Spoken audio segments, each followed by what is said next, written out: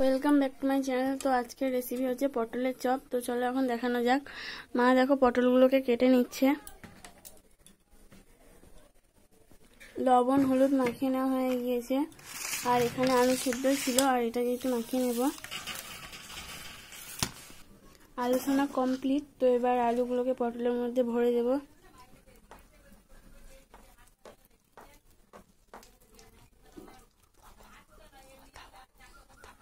ভরে নিলাম। এবার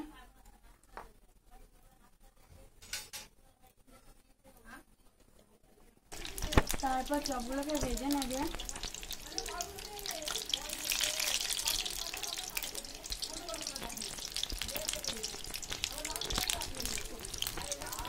সুন্দর হচ্ছে তেলটা না।